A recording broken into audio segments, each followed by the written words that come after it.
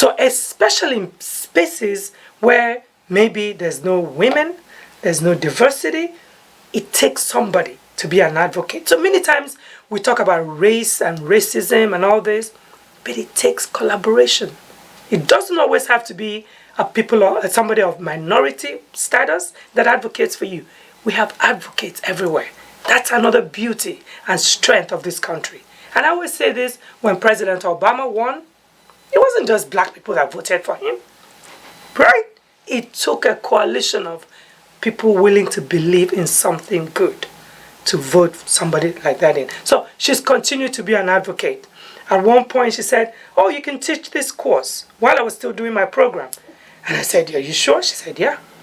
You can teach it better than I can. I'm like, come on, stop, But she did work on it and created a forum where students could now become adjunct teachers. So again, that's the beauty of this country, I still think. Yeah, people like that who want to empower. And you learn, and you take it, and you take it and run with it. Yeah. Like paying it forward. And pay it forward. So I know while we've been talking that you've mentioned a lot of things about your faith and how God is, a really big influence for you. How has your faith in being a pastor as well really help guide you through what you do on a day-to-day basis? And I know sometimes my children say, Mom, stop. Everything isn't about God and Jesus and all this.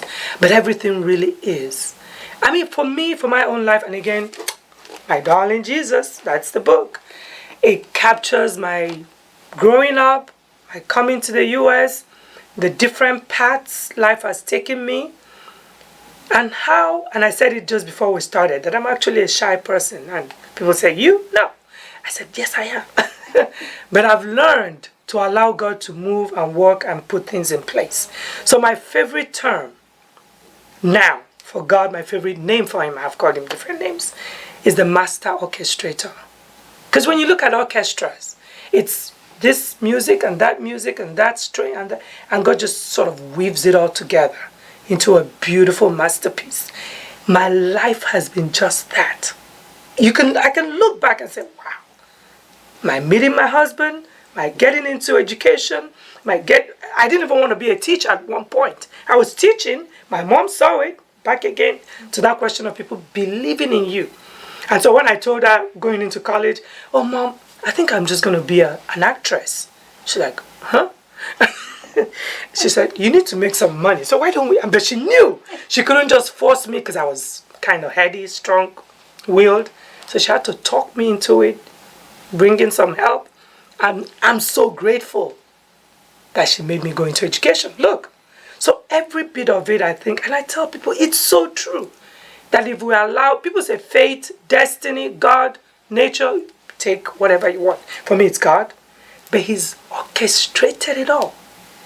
He's put me in places I didn't plan to be. I really do not plan to be in many places I found myself.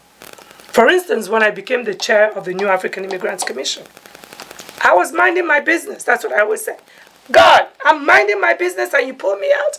Go do this, go do that. But that's what it was. I wasn't looking for it. Most of the things I've done in life, I wasn't trying to do it. But God puts you there. And so that's really the story of my life, is just the fact that destiny, God orchestrates everything. Everything is intentional with God. Everything. So it helps me daily. That's powerful. I might have to go get that now. I hope you do. Yes, I hope you do. You want me to ask one more question since there's about 10 minutes Yeah, left? that would be great. Okay. Oh, wow. Sorry, we have to record in specific ways. But since we're talking about your books, I know your first book was a very powerful piece as well. While you were writing that, was there any anything that was surprising to you, or very interesting, or so powerful that you knew you had to speak on it? Well, talk to me about that. That's a great question. To even get to the topic of the book, right? African-born women. As we go through school and the program, the EDD program, everybody's working hard on what to do. I had done a qualitative study in corrections and just was beginning to love qualitative study, qualitative inquiry. But I didn't really have a topic for my dissertation. And as we sat around in class, it's a cohort class, one of my friends, hello, Bobby Moore, said, why don't you write your story? I'm like, my story? Who cares about what my story is? And he goes, well, African-born women, you're fascinating, maybe. And that began this journey to find out. I'm like, okay, not me, but let me find out what the experiences are. So that's how I got into the study of African-born women. And the term African-born wasn't quite that strong in literature. So as I began my literature survey, I would see stories on black women, on African men, and that population was not quite strongly seen in literature. And so my whole research review kept coming up with this theme of who are they? Who are these people? Where are they from? What makes them tick? And one of the most surprising, so there's this question about identity. Now, remember I said there was just a little part of them. So my study ends up exposing them, giving them voice. I may just use the word critical race theory that's been so in the news, right? That's the framework I used to give them voice. So I interviewed 9 women all over the Midwest.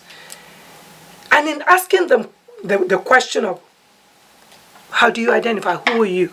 What makes you this African? Their stories just intertwine and differ, and it's just beautiful.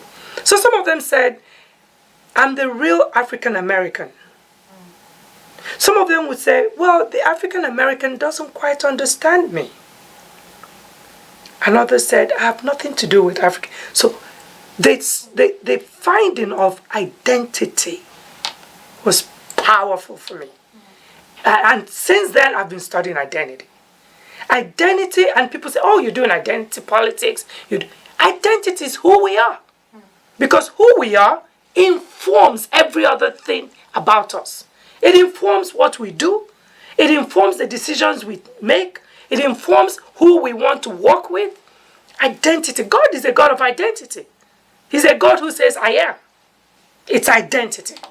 So that was a powerful finding for me, and I've kind of tried to go on with it. Still discover things about who people are. That's even with teachers. I tell teachers, who are your kids? So I teach a course in diversity, and I make them do their own autoethnography. Who am I? Because when you know yourself, then you're better able to know somebody else better. It's key. It's key. It runs through my research. It runs through things I do. Who you are matters. Who we are matters. Oof. I don't know if anyone else is feeling